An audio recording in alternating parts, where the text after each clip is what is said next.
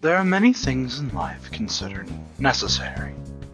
Air, food, and water are our fundamentals, but things such as clothing and shelter may also spring to mind. But one constant of life that we fail to think about is biology, specifically using the restroom. Yes, it's no secret that everyone poops, but here at Tate I ask you, when have you actually used the bathrooms? Tate's bathrooms are, quite frankly, abysmal. Sure, we have one or two good ones, but as the saying goes, one bad apple ruins the whole bunch. And as such, our band of fiends have taken a hard job of visiting, reviewing, and ranking many of our own toilets.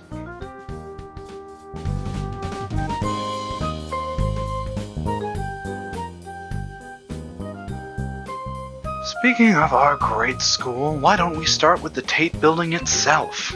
Of all the buildings, this was one of the best. Whether that's from it being good or the rest being worse, that's more a judgment call for you. It's certainly one of the larger ones with a unique, somewhat awkward layout.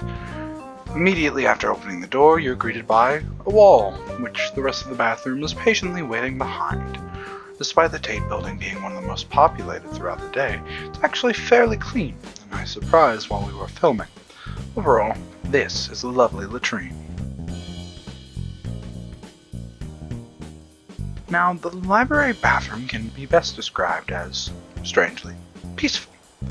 With one stall and two urinals, the same dark blue tile everywhere, and the fact that it's empty most of the time, the library building brings a sense of solidarity. All in all, should you need to relieve yourself of waste or take a break from life, this is a strong recommendation. Though it may just be easier to use the library itself. The whole building's bathrooms are, well, fairly average. They're not the cleanest, and there's trash thrown out here and there, but it does have the divided urinals going for it. I can't believe we're having that as a pro. Don't worry though, we did the heroic thing and flushed the toilet. You're welcome.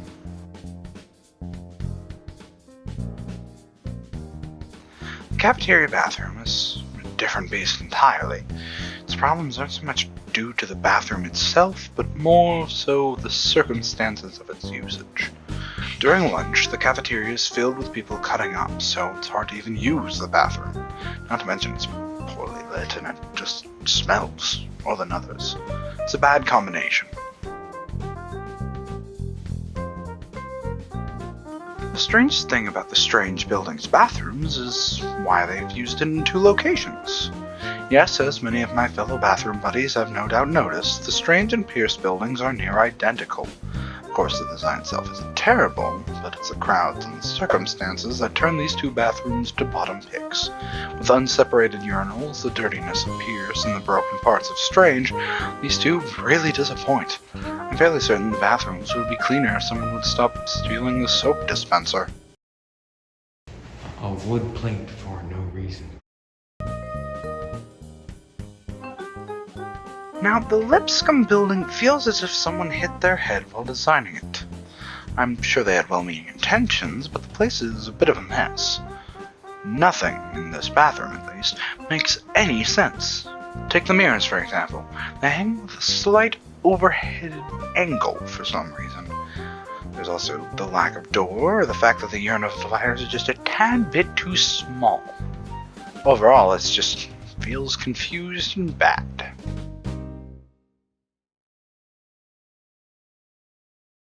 The Jennings bathroom.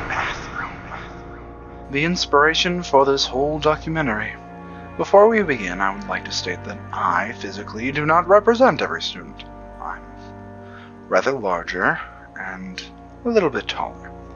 However, I believe I speak for many when I state that this bathroom is atrocious. When you can see over the stall next to you, the stalls are too small.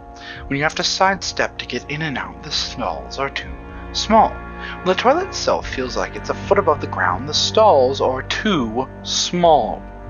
Not to even begin on the setup of the bathroom itself, with 3 stalls, one of which doesn't even work. The lock doesn't work. The 6 urinals slotted into the wall without dividers, and the poor sink. This bathroom feels like the red-headed stepchild, unloved by anyone who could help it. The urinals feel as if they're telling you to pee on the wall. On the wall! If I may speak off script, whose idea was this? This bathroom's horrid. Makes me wonder if they'll realize how bad it is if they ever had to use it.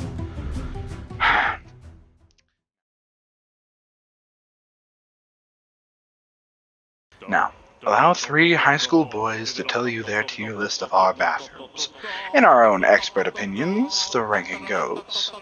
At the very best, the Tate building, the library, then the hall, then the cafeteria, the Pierce Strange combo, the Lipscomb, and the worst being Jennings. This, of course, means that the Tate building takes their porcelain crown for their porcelain thrones. And this, my dear viewers, concludes our privy prattle. We'd like to thank you for allowing us to waste your time teaching you about this very important issue, and we appreciate you so deeply. Remember, things can only change if you make sure they change. So don't be afraid to let someone higher up know that a certain bathroom needs to be fixed, and help kickstart the bathroom revolution.